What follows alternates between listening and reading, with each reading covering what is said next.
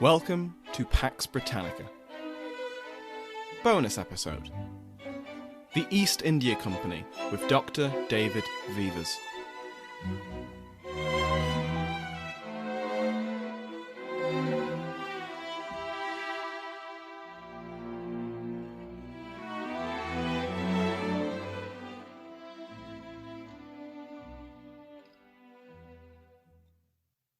Today, I'm thrilled to speak to Dr. David Veevers, Leverhulme Early Career Fellow at Queen Mary University of London. Dr. Veevers has recently published his monograph, The Origins of the British Empire in Asia, 1600 to 1750, which is a brilliant read, and I've been eager to get him on this podcast since hearing that it was out, and I've read it in the last few weeks, and it is fantastic. So, Dr. Veevers, thank you for coming on. Oh, my pleasure. Thanks so much for having me. I've wanted to come on. Listening to the podcast over the summer, fantastic podcast. So thank you. Any chance for a captive audience? Let's jump right in. In the introduction of your book, you explicitly refer to it as a revisionist interpretation of the early East India Company. So for the benefit of listeners, would you be able to just briefly summarize that historiography and explain where you see yourself within it? Yeah, absolutely. So I think really what the book hopefully does is addresses the sort of two different strands of historiography, which the book kind of juggles and situates itself in, and one of those strands in particular it really hopes to revise. So really it's about the historiography around how the company operated, and by extension how overseas European enterprises operated in the early modern period. And you know, that's there's such a rich historiography in the past 10 years, especially for the English East India Company. It's really drawn attention to corporations and the corporate origins of empire, not just in Asia, but also in places like the Atlantic, where corporations have kind of been overlooked. If you think about, you know, during the 17th century, you had companies establishing territorial empires in Virginia, in Massachusetts, the Hudson's Bay Company. And when I say empire, obviously that ranges from territorial to commercial. And of course, most famously, the Dutch and English East India Companies, and later the French, the Danish, and even the Swedish. So the kind of corporate model of empire has really kind of taken hold in the past 10 years. One of my concerns, and that's been a fabulous contribution to showing how the East India Company in its earlier period was a political actor. So where traditional historiographies look at the company as predominantly commercial and then only becoming a political or colonial actor in the later 18th century, and in the Indian context, especially with the Battle of Plassey and the assumption of territorial rule in Bengal. But the kind of past 10 years have blown that trade to empire narrative up by looking at this kind of corporate structure and the way in which companies were highly autonomous political actors, able to wage war, raise taxes, maintain sovereign jurisdictions, engage in diplomacy. And that's been really interesting. And I should probably say that's largely been led by, well, starting with Phil Stern's work, his book, The Company State, in 2011. And since then, the historiography's grown. Most recently, I've just read and reviewed Andrew Phillips and Jason Sharman's Outsourcing Empire, which is a great synthesis of the research that's been done in this area. And that predominantly comes from the idea that European states in the early modern period were relatively weak fiscally and militarily, and had to sort of kind of outsource empire building to these private initiatives, and that were able to pool their resources and to manage overseas trade and diplomacy in a way that sovereign nation states can't. So that's been rich. My main concern is that the work on that's been predominantly from an English perspective. This and its kind of contribution to global history has been the way in which corporations, you know, operated globally and often, you know, brought these global interests together. But it's been predominantly kind of Eurocentric wave of research. So it's looking at corporations as uniquely European initiatives. There's been a lot of work on English political economy and the way in which corporations grew from these ideas of mercantilism. And so for me, it didn't show corporations in their true kind of contribution to empire making, which was as these kind of very flexible, porous private initiatives that could integrate with other cultures and other political systems, and the way in which their autonomy gave them a significant amount of independence from the interests of the nation state. So that's a strand of historiography I was really interested in. How did the company operate? And for me, it kind of revises that kind of projection as that companies were arms of European nation states, and actually their private function gave them great scope to, in many ways, transform themselves, to insinuate themselves with foreign cultures and political systems. And my book's very much about their transformation into more or less Asian powers, and the way in which they didn't always serve the interests of their domicile nation states in the way that they were intended to. So there's that kind of strand. How did overseas corporations operate? What was the East India Company? But really, I think hopefully the more significant contribution the book's made is this idea of how that intersects with research done on early modern Asian state and empire formation. This idea in the sort of 10, 15 years, especially Mughal historiography, that the Mughal Empire was a kind of decentered kind of web of clients and networks, and this coming away from the old kind of Richard's interpretation of, Asian empires as territorial plunder machines, as centralized powers that gradually decline with the onset of European expansion. So it's actually looking at the way Asian empires were actually resilient and durable systems by the way in which they integrated foreign elements into their imperial frameworks, and that helped them to become more economically and more politically robust, so that they didn't necessarily see the East India companies as a threat, as more as an opportunity to utilize them as clients and as allies to help consolidate their own authority. And there's been lots of work done on that recently, but I mean, really my starting point was Sanjay Subramanian's kind of theory of contained conflict, which kind of re-emphasized from the 1990s the way in which there was a kind of parity in the early modern period between Asian states and European communities. And I think, I can't remember the quote off by heart, but Sanjay Subramanian said that, the 17th and 18th century was this kind of period of like a long jostling and neither party getting an upper hand. And that kind of historiography is developed, and a really good recent example is Adam Clulow's the Dutch company and the shogun, looking at the Dutch in Japan and the way in which the Tokugawa shogunate was able to completely contain the Dutch and limit their expansion and really exercised complete power over this kind of thriving European enterprise. So hopefully my book kind of contributes that, but it really is revisionist, hopefully, in the way in which for the Dutch in Japan, or maybe the Portuguese in Western India, there's a case to be made for Asian states overpowering Europeans and limiting and containing them. But for me, in the English experience in Southeast Asia in the early modern period, that powerlessness, that subordination to Asian power really was the kind of key strength of the English East India Company, because it enabled it to kind of adopt this subordinate dynamic that, as a trusted and loyal and useful client of the Mughal Empire, it was well rewarded, and gradually over time it kind of really assembled this rather astonishing empire within an empire, so that by the middle of the 18th century it already governs a kind of network of towns and cities and has thousands and thousands of subjects paying revenue, and it's the largest trader in Asian goods. So it was that idea that subordination to Asian states wasn't a way to limit Europeans, but it actually facilitated their expansion.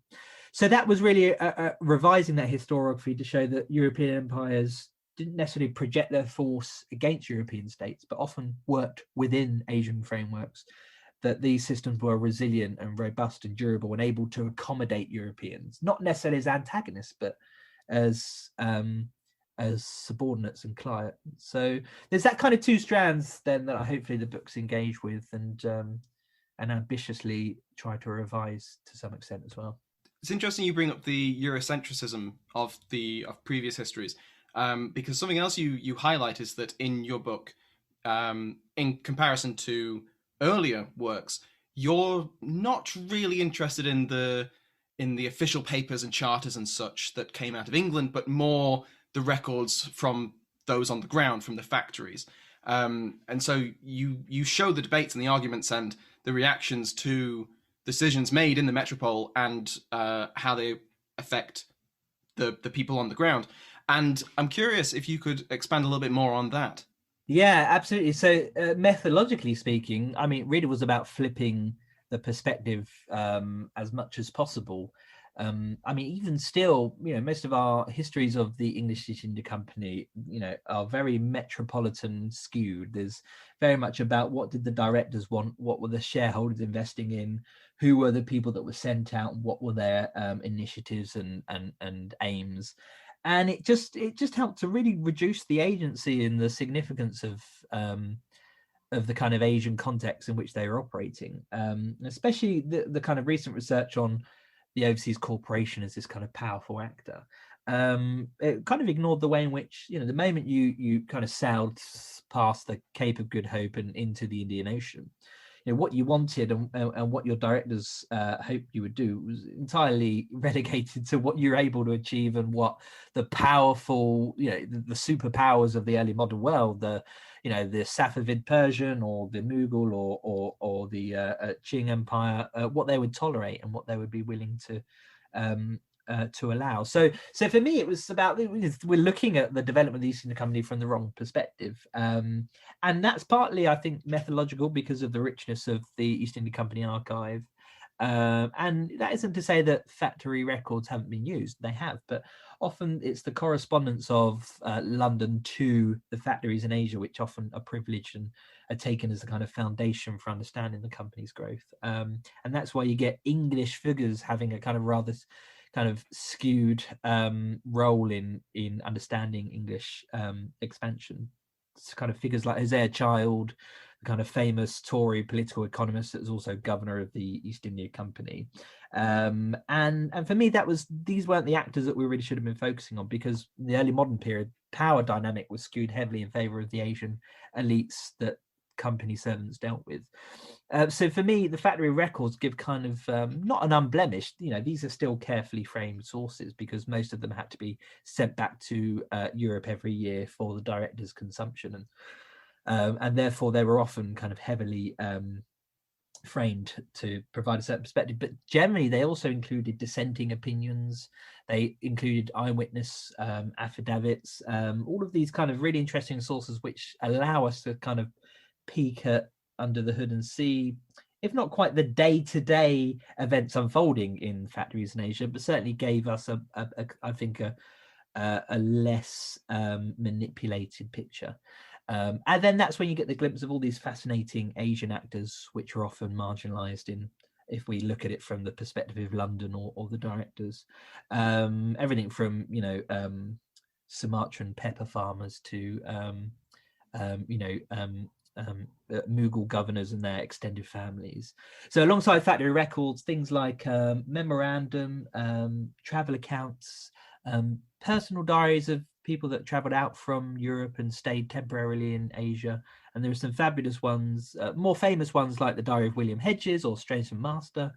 But at the Huntington in America, there's a fantastic diary by a man who's just been kicked off the court, kicked out of the court of directors, and he travels around Asia, basically touring the company's presence and slagging everyone off from Hosea Child onwards. And he gives this great critical account, but one in which it provides a counter narrative to the one that's been largely manufactured and fed to us through the company's correspondence. So I really wanted to come away from that London-centric, Eurocentric perspective, and I tried to do that as much as well. So yeah, the sources are heavily rooted in Asia. It's the factory records, it's the diaries of people on the spot, and it's private correspondence as well to family and friends back home that escape that kind of official reproduction of events.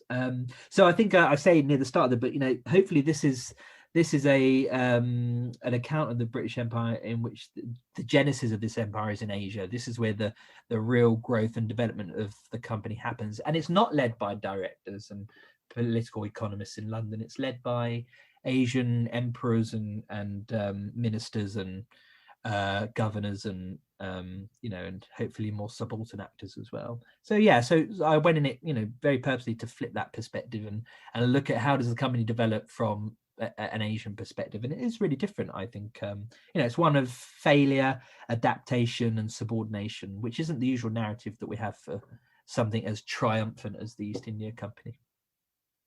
I think you illustrate that quite well when you make the point that once you sail past the Cape of Good Hope, it doesn't matter if you've got a charter from the king or instructions from the director. If the emperor at Delhi says no, it doesn't matter. Yeah, their power is limited to their own kingdoms essentially, and their own spheres of influence. And I thought that was a very obvious and yet somehow easy to overlook reality. Yeah.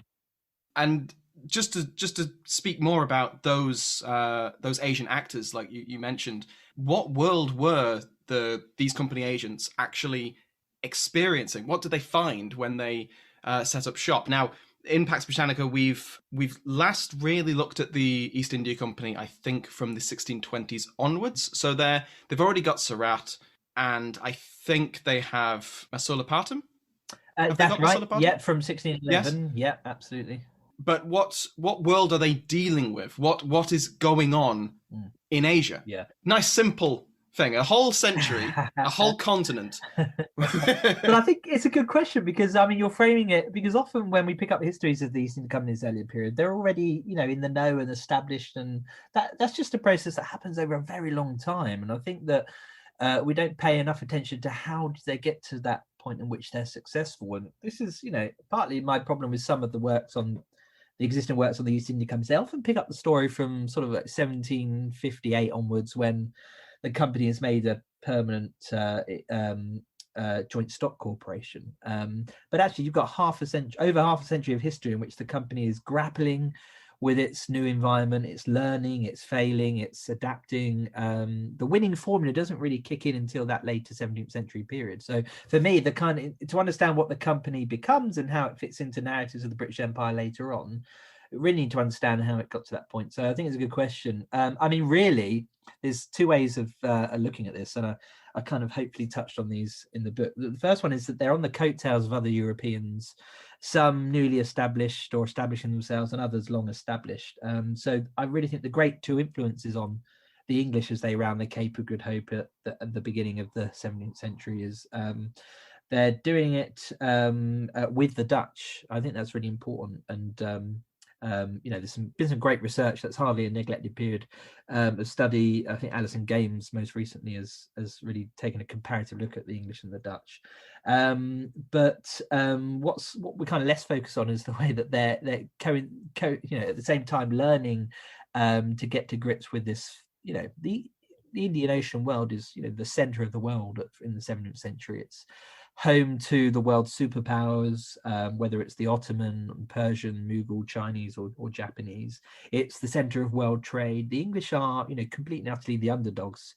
And one of the things they discover early on, as do the Dutch, is that what they have to offer is not really what's in demand in Asia. So there's a kind of period of turbulence in which the company were hoping to open what they call new marts to vent their goods, predominantly, English woolens and tin and lead, none of which are wanted in Asia. There's a great, but the first factory they set up, the Sultanate of Bantam in Archipelago, Indonesia, and they import massive amounts of English woolens, and it sits there for months and months. The only goods they're able to sell is to convince some of the elites at Bantam that they make fabulous horse saddles to be lined with soft English woolens, and they do flog a few, but other than that they realize that in a place that produces silk and some of the most beautiful and luxurious textiles in the world, a coarse English woolen is just not in demand. So there's a period of commercial failure and adaptation that the English realize that if they don't have anything to offer, then they need to find the goods within Asia that they can sell. So there's a period like the Dutch in which the first 20 or 30 years they're learning to become they're learning to tap into the intra-Asian trade, and that is kind of buying in India and selling in Southeast Asia. So there's that's the first upset for this idea of the company being an instrument of the English nation state. Is that it's set up to increase English trade and to find new markets. But what actually happens is the company is forced to operate within the Asian commercial system, which has been well established for centuries or thousands of years. And there's no room for English mercantilist designs or demands. So they're operating with the Dutch. The Dutch are obviously more belligerent in enforcing their commercial aims, and there's obviously a very famous race for the Spice Islands, which is developing. But the interesting thing about the Anglo-Dutch experience is that that the English weakness or failure to really establish themselves, they just don't have the capital or the resources to participate in the intra-Asian trade. Like the Dutch do. The Dutch are, fiscally and commercially far more successful. So after the first 2 decades, they're forced to.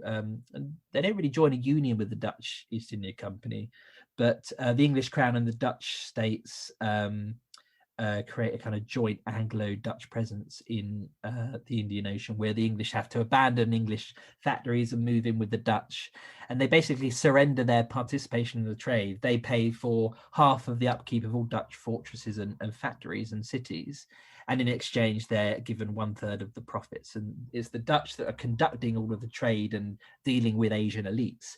And in a way, it's not a bad deal, because the English are so uncompetitive and they are hemorrhaging so much money that they can just sit back and enjoy 1/3 of this massive profit. But they lose the opportunity to forge durable personal relationships with Asian elites and rulers and communities. And they realize this after about 10 years, that they've been completely squeezed out. And one of the powerful lessons from that kind of rubbish period of joining with the Dutch is that they to succeed commercially, they have to have a social and cultural presence, and that the kind of very kind of profitable Indian Ocean world of trade relies on personal and familial connections, for example, kinship between different trading partners. So the company by 1620 are out on their own again, especially after the massacre of Amboina, which sends the English sort of scurrying from Dutch partnership. And the focus becomes more on integrating themselves with some of these major commercial powers, establishing mixed race families and getting to know who the movers and shakers are in some of the key ports like Surat, and to establish a kind of more permanent presence in the landscape. So that's they're kind of feeling their way around this failure. There's a brief flirtation with joining with the Dutch, but the lesson about the 1620s and 30s is they can't just come and go and get what they want. They have to establish a permanent presence, and one that's firmly rooted in the landscapes they're operating in. So they begin to move to new areas in which they can put down roots and have some kind of viable presence. But the other one is that obviously it's the Portuguese. The Portuguese are the great success story of European presence in Asia, not in the respect of Portuguese Empire and the kind of Goa-centric narrative of the Portuguese, which is one based on territory of fortresses and colonies. That's kind of under massive strain and decline by the 1620s and 30s. But rather, it's like the Portuguese diaspora, the way in which the Portuguese presence shifts from Portuguese sovereign spaces to spreading out across the Indian Ocean and establishing mixed race Portuguese communities in all the major towns and ports of the Indian Ocean world. And that creates a thriving informal Portuguese presence across the Indian Ocean and into China and Japan as well. And that's more what the English start to tap into. And there's a lot of kind of marriage into these Portuguese communities, and they are a mixture, and that's really important thing. The kind of racial and national categories of the Portuguese presence is very nuanced. There are Portuguese, and then there are Mestizo, and there are mixed race, and there's that kind of gives them this nebulous and porous presence, which helps them establish themselves across so many different kind of political and cultural borders. And the English start to tap into this, and when they open up new settlements, they invite these Portuguese communities in because they're a great kind of they've established this kind of pre-existing Euro-Asian network of trade and cultural understanding, and to tap into that is really the key to success for the company in that first half of the 17th century. So in a way, they kind of move away from that Dutch experience and they embrace more the Portuguese experience, which is informal, personal, and private networks, and they help anchor the English more firmly into the kind of commercial systems of India and the wider area. Slightly full answer. I'm sorry, you've got me talking now. I gave you a broad question, so that was a brilliant answer. And clearly, this new approach worked. I think you refer to, he may be a little bit later than when we're talking about, but you refer to Thomas Clark of Masulipatam as a petty king almost, who has taken these lessons to heart, and he is dishing out favor, and he is in contact with the local elites. Yeah. But he's not the only one by far, is he? No, he's not. So he's really the first one in the archive I can trace in being this situation where he's kind of disassociated himself to a degree from kind of the East India Company as an English enterprise. And while he remains the English chief on the Coromandel coast, he's more, when the new English arrive to work in the region, they're kind of stunned by what he's transitioned to. So the company is kind of beset by kind of financial and political crisis in the 1630s. Charles I has allowed its monopoly to drop, and it's being challenged by various English merchant enterprises that are coming out to Asia. So it's not now the only English presence. And politically, obviously, England is sliding into kind of constitutional disaster with the British Civil Wars. So there's a kind of strain on the company, which forces it to retrench its presence, and less investment, less shipping. The English presence is kind of on the brink of collapsing entirely. And every monsoon, every fleet that comes from England to Asia, the first thing people in Asia ask is that it? Are we finished? Are we wound up? Don't forget about us. Bring us home if that's the case. So there's a real sense of impending corporate collapse, and some of these key figures like Thomas Clark realize, well, that if their nest is not going to be feathered by the company, which is the only reason they're in the company's employ, then they're going to see some of these opportunities themselves, and they realize that they can run this fabulously lucrative and socially rewarding private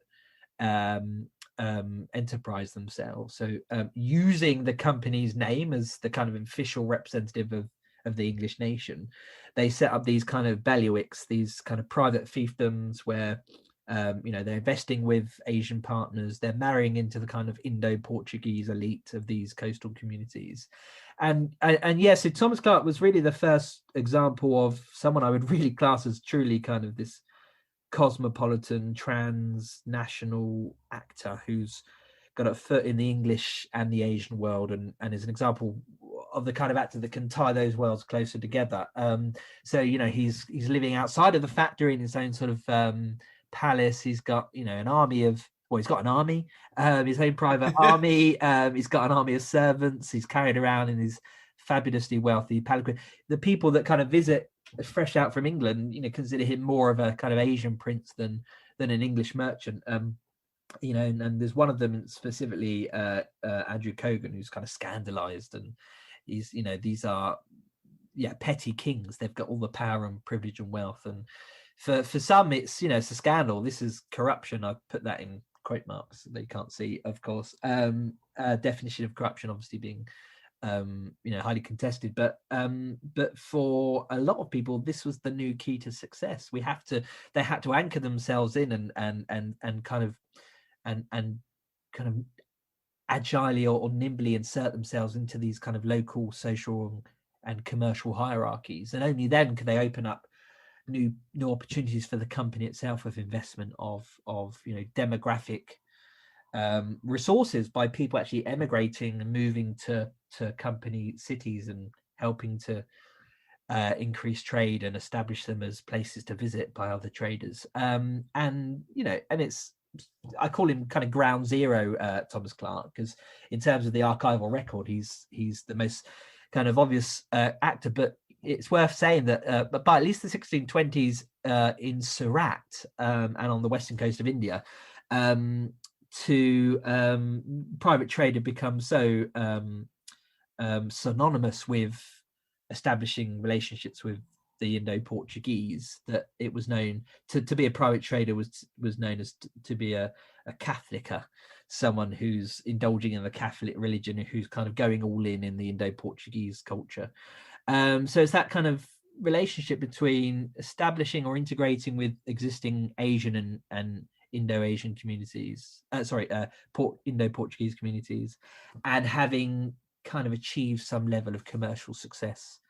And that's that has a real impact. That's, for me, Thomas Clark is they get rid of him, they're scandalized by him, but he is, it's established, it's a dynamic that works. The company as a official corporation is failing, and yet here's the beginning of this thriving private world of company servants finding their own way in Asia, and that's largely by adopting kind of local customs and cultures and really becoming part of the landscape in a way that the company as an official actor of the English state can't be seen to kind of be subordinating itself and to becoming so kind of native in a way.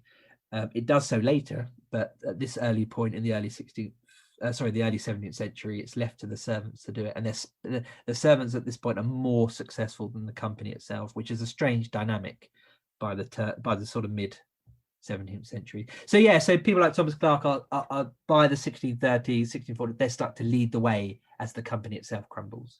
It just occurred to me then that it just seems like the worst case of incompetent managers telling you how to do your job. Yeah. That these servants out in Asia making a vast amount of wealth and clearly succeeding, and then receiving angry letters from the bosses back home saying, "What are you doing? You should do it our way. We know the proper way to do it." Of course, yeah, and that's certainly in the first half of the book. That's kind of the central, point of contest that I like to focus on.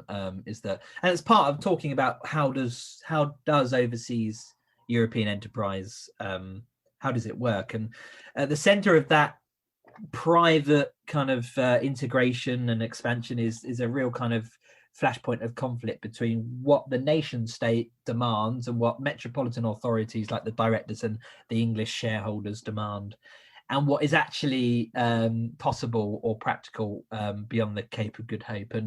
And there's a real kind of fissure of kind of conflict, and some of it turns spectacularly violent as the kind of court of directors in London tries to assert itself. And kind of withering its presence in Asia by abandoning factories, scaling down investment, reducing shipping. In a way, it's kind of surrendered its control of English expansion or English policy to its servants, and they so in a way they're filling a vacuum by the kind of withering corporate framework, to the point that they're then able to reshape what the company becomes and how it operates.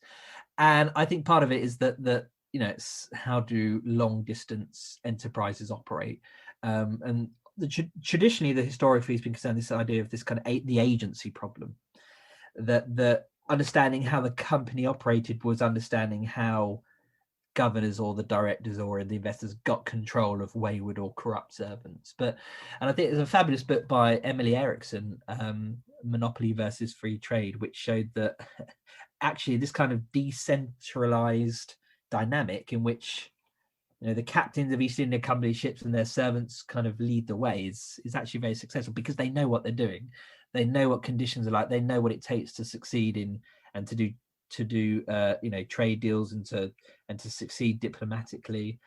And the correspondence, because obviously heavily focused on kind of the correspondence coming from London to Asia, it's heavily focused on this being a problem, and it's a problem that needs to be resolved. And the historiography, kind of past 20 years, has focused on, or what mechanisms were developed to keep these wayward servants under control. And it's fed into a flourishing, historiography on corruption in the early modern period, and the lines between what's public and what's private. But in a way, I think that misses the point. I think that the successful European enterprises in Asia were ones that were highly decentralized and led by servants on the spot that were able to adapt and, in a way, drag the company willingly or unwillingly into these sort of new opportunities. Otherwise, if it's led by London, it's going to be largely led by a national interest, which kind of undermines the effectiveness of the company as this autonomous, agile actor that can dip in and out of different political and cultural systems. So I think by the mid 17th century, the company servants are reconfiguring the aims and the capabilities of the company, and doing it in a far more kind of local context rather than a national English enterprise, which just didn't work. No one wanted their goods. They didn't have the resources to sustain that presence. They couldn't compete with the Dutch, and instability at home in England is undermining the whole process. And servants just realized that had to be abandoned, and that they had to find their own way, and they do.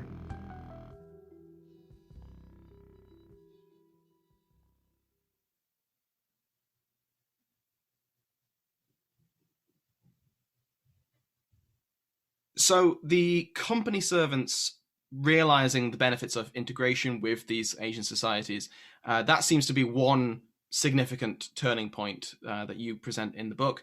But the other seems to be the founding of Madras, modern Chennai. So I'm wondering if you could explain, why was Madras founded, and why did Madras succeed when all its predecessors either failed or just kind of scraped along? Yeah, I think and you're absolutely right. For me, the founding of Madras was the kind of the period in which the company starts to climb out of the hole it's getting itself into. So I mean, that does take a while, but around the kind of mid 1630s, when it looks like the crown's abandoned the company's monopoly, and there's a general economic crisis historiographically, which is still massively debated. Was it Spanish silver? Was it pre-existing inflation? There's a whole different reason, but that generally the liquidity of the company, its ability to raise capital, was severely curtailed and limited, and it's withdrawn a lot of its factories, and its presence has shrunk to just a handful of factories across the whole kind of Indian Ocean. So for me, it's the kind of the crux of, if the company was ever going to fail, it was going to be at that point.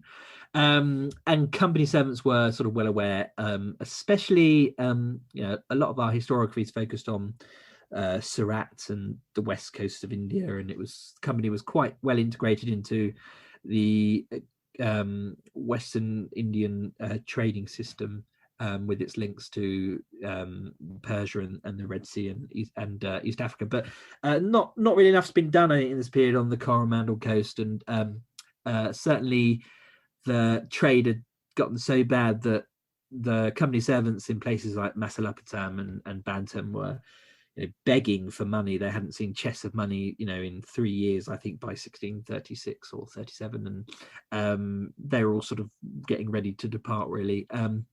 So for me, it's that when Francis Day negotiates for the grant of what becomes Madras, it's a point that that reverses the company's fortune. I mean, that the benefits aren't seen for a couple of decades, but for me, it was a really interesting turning point. So I think it's the first settlement to be acquired when the company servants have begun to abandon the official kind of corporate framework of promoting national interest, of adhering to company rules and policies, and they're starting to insinuate themselves in their local context and rely not on Europe for their investment or orders or capital or whatever, but from but with the local Asian constituencies in which they formed relationships with.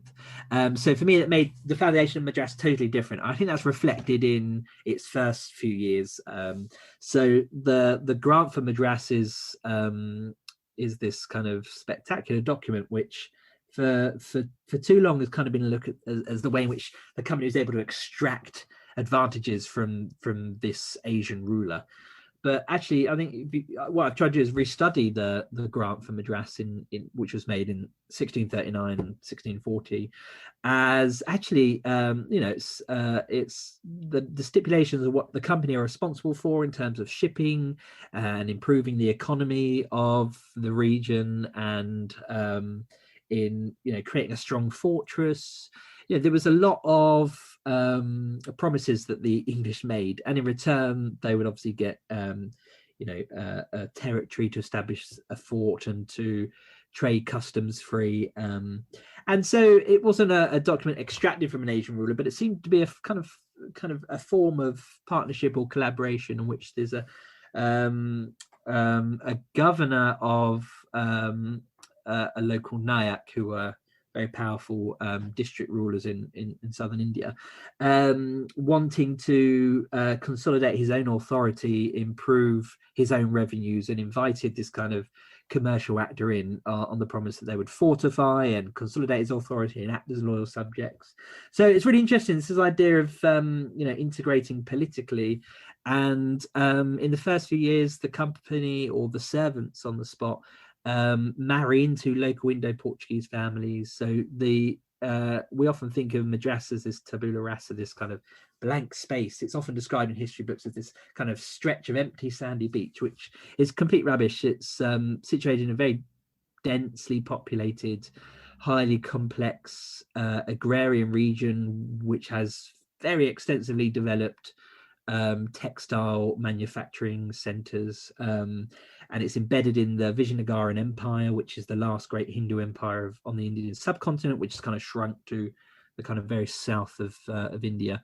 And the nearest or the biggest city to Madras was just 3 miles away. It's San Tomé. It's a Portuguese settlement. And the Mylapore region, which surrounded Madras, was home to very dense populations of Indo-Portuguese families. And the company get this grant, but they've got nothing. The ships they moved to Madras with have been sunk. There's no money coming out of London. They present a really pathetic spectacle of the usual story for Madras is, the English march out of their ships and they play the trumpet and they're waving the flag, and it's just not what happens. Actually, what happens is they're landed and their ships are wrecked, and they turn up at Madras with mostly Indian Indo-Portuguese merchants and soldiers from a settlement they had abandoned further up the coast. There's only, I think, about maybe a dozen English amongst them, and they immediately attract migration to their new territory of Madras by trying to incentivize the Indo-Portuguese and Indian dyers and weavers and those involved in textile production. And they do that by offering concessions on customs taxes, by offering them free homes and lots of privileges. So it's about being able to attract these existing communities to them, as opposed to building entirely new colonial communities. That doesn't happen, and therefore it's this sort of joint enterprise, and they're very successful. And kind of within a couple of years, there's 400 Indo-Portuguese and Indian families living. But what I found really significant in terms of understanding what the company was and how it operated and how it's usually understood as this kind of fiscal military actor projecting England's power overseas, is that none of what becomes Fort St. George, which is the fort at Madras, none of it is actually built or financed by the company itself. It's done through private initiatives of company servants, whether it's their trading partners that lend the money, the capital, or whether it's the company servants themselves using their profits from private trade to finance the building. And there's some absolutely rich and great material of one of the first company servants to be stationed at Madras. Well, its founder, Francis Day, this is such a private initiative that he's funding one of the stone bastions of Fort St. George himself, and it's absolutely kidding him. It's one of his colleagues, goes to the court of committees, the directors, and begs them to relieve him. It's costing him 10,000 pagodas or something, which is almost his entire private trading fortune. And the other three bastions were built through the capital borrowed or lent by Indo-Portuguese or Indian merchants. So it's a real kind of Anglo-Asian enterprise, and it's the first settlement really that that grows up through this new kind of strategy of utilizing local sources of authority, the Nyack's grant, and of commerce and capital, and so it's unique in that respect. And it's uniquely successful as well in this earlier period. The company itself are outraged that they've gone off and built a new settlement at a time when the company was actually shutting settlements down because it couldn't afford them, and they do their utmost to try and undermine Madras. They send no shipping there, no money. In fact, an English company ship sails past Madras, and the servants at Madras actually grab it and steal some chests of money off it to fund their early investments. And they write this letter to the director saying, "I'm so sorry we had to do this, but you kind of gave us no choice." So when we look at the East India Company's early development, we think of it as empire building. It's such a misleading description. This, the early success and growth it has is largely to these private initiatives and to the resources and power of these Indian and Indo-Portuguese elites that are willing to not just invite Europeans in to settle there, but to partner with them, to lend money to them, to sustain their presence, and to patronize them as well.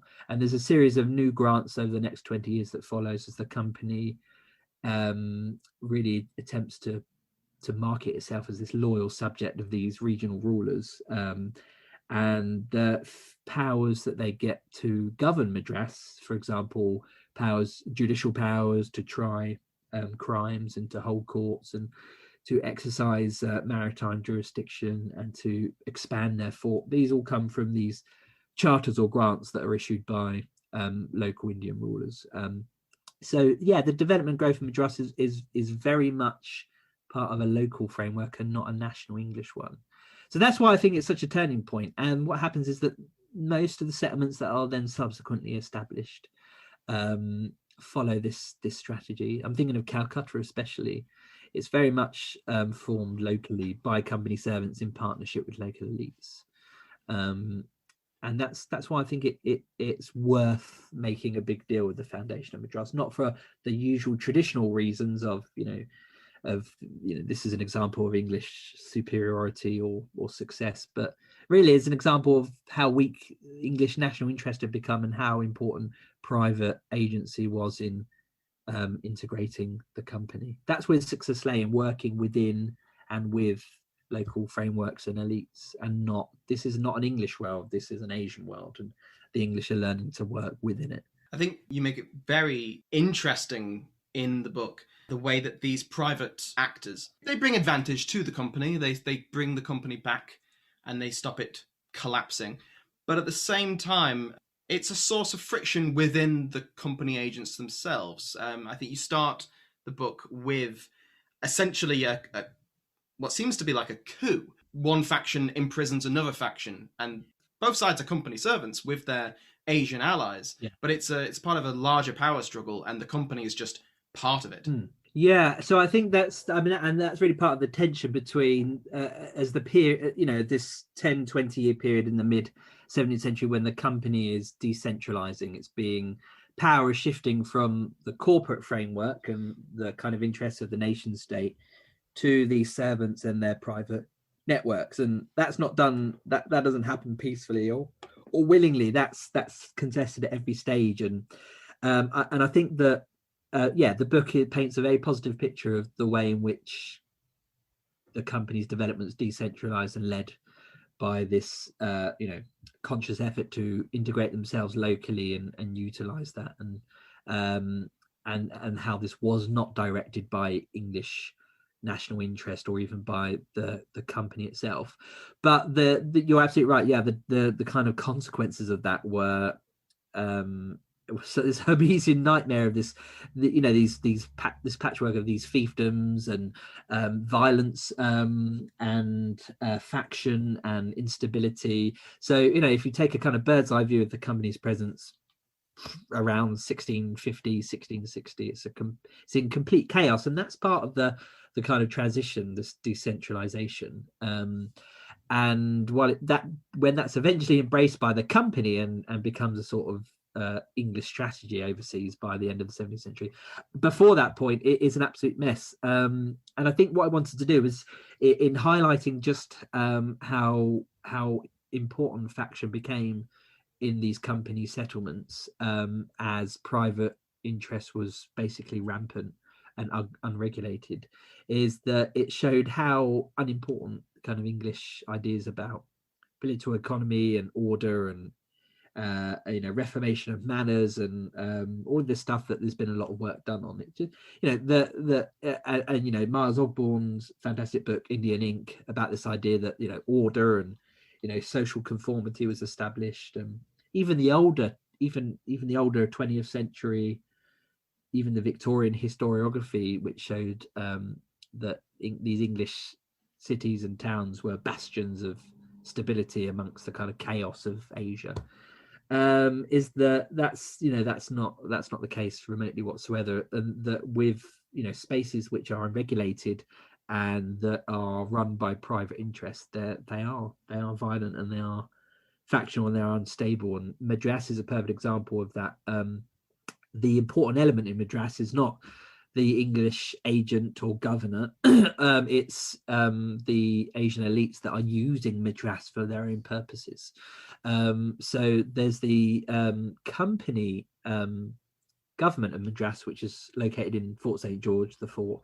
But then there's Madras town itself, which there's perhaps maybe 400 or 500 English in Fort St. George, but there's, well, the estimates wild massively, but even if we take the smallest, maybe 50,000 people in the Madras town itself.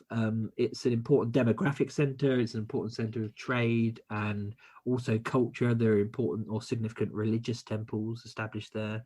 It's a meeting point between Armenians and Jews and Gujaratis and Persians, and so it's emerging as an important port in the Indian Ocean world. And Indian elites are using the company as much as the company are using them. And part of that is it kind of splits these company servants. How can they best exploit this unique opportunity? And they're often on opposing sides of these private networks. And Madras becomes really interesting because it's dominated by two Indian castes, which we've anglicized to the left hand and the right hand caste, and they have different boundaries in the town. They patronize or maintain different religious processions. It's a complete division of the town. There's some overlap, but generally they while they reside within Madras, they're governed by a wider kind of cultural and religious frameworks that cover the whole kind of region and not just Madras, and therefore the English have little control on that, and they're just kind of, in a way, they're just pawns in these caste conflicts and attempts to dominate the port itself. But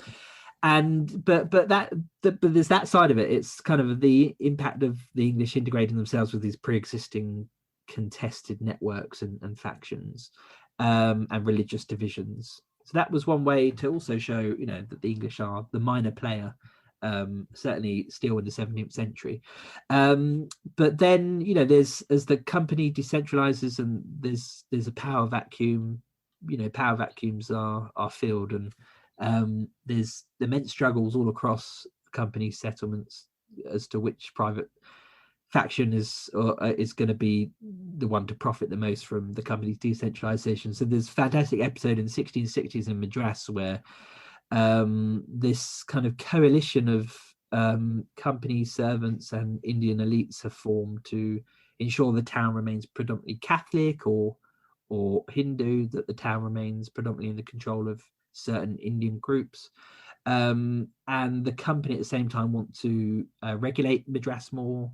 They send a new governor out They want to anglicize it more, establish an Anglican church, and they send out a new reverend, and they want to plug Madras more firmly into the corporate framework. After 1658, when it gets its permanent charter and kind of rejuvenates and attracts more capital, and the English state is more capable of kind of inserting itself overseas. And so there's this kind of two forces, this decentralized transnational force that wants to shape the company, and there's this kind of attempt by the company itself to reinsert itself in the kind of settlements that it's acquired in this kind of period.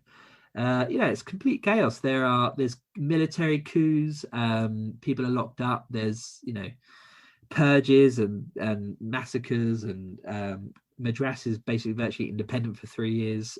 This rebellion led by this chap Sir Edward Winter, who profits more from Madras being under the control of Indian elites than it does being under the control of the East India Company. And the company, London, have to send out a military flotilla to regain control of Madras. And in a way, that's also another key turning point, where the company realised that if they don't allow for private interest, then they're going to be constantly caught up in these factional struggles and these rebellions. And it's after they regain control of Madras that instead of punishing the rebels, the Anglo-Indian coalition, which is control, they mollify them. They grant, with private trade had been illegal, they legalized private trade, and from that point on, from kind of the 1670s onwards, the company becomes more responsive to the demands of its servants and their kind of cross-cultural networks. So that also represents an important shift. So there's the downside to private interest is that it's politically quite chaotic, and these English plug themselves into these kind of existing Indian conflicts and contests. But the other side is that it's a painful learning experience for the company's metropolitan authorities, and they realize, they make a very smart decision where the writing's on the wall. The company has decentralized, and in their absence, it's fully entrenched not in Anglican English European ways, but in kind of Catholic and Hindu and Muslim ways. And its settlements have these massive populations that are not English or Protestant, and they have to cater to those needs. And you see that by the end of the 17th century, that the company is transitioned to something that's far more hybrid and transnational, which wasn't the intention in 1600 when Elizabeth launches the East India Company.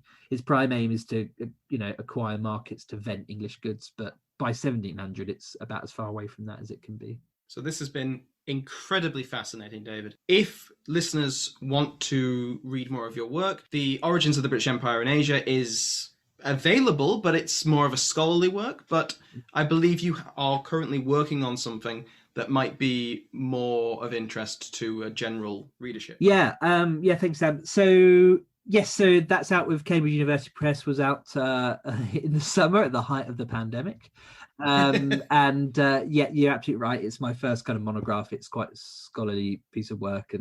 But my next book project, which I've just kind of signed a contract for, which I can't be too specific about that yet, but it's an early modern history of the British Empire from a non-British perspective, and it's a global history. So I'm kind of moving beyond just looking at the English in Asia and looking at the expansion of the British Empire in the Atlantic and in Africa and the Mediterranean, as well as Asia, but looking from a non-British perspective. So how did the cultures and states that encountered the British, and it's taking a familiar theme from this first book. It's looking at the resilience and the diversity and the capabilities of these cultures and states, which often disappear very early on in narratives of the British Empire. But this book makes the argument that they endured in remarkable ways and were not just shaped by the British, but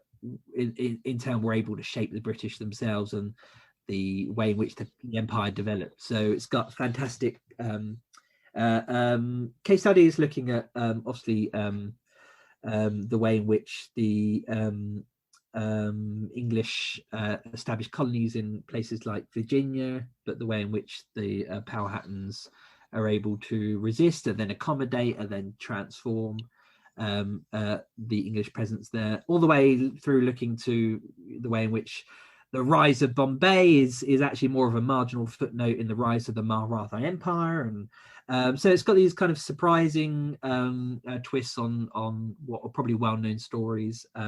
But that goes all the way from 1500 to 1800. And I can say that that's due out in 2022.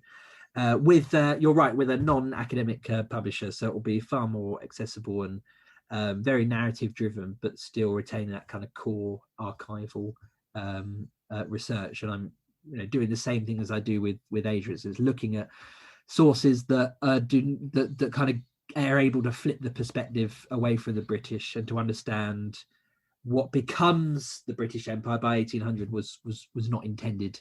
It was an entirely different beast, and that's largely because of these resilient, powerful non-European actors that are able to shape the way the British expand overseas. So hopefully it's an empowering global history. It gives a stronger voice to non-European, non-white actors that are often passive victims in colonial histories.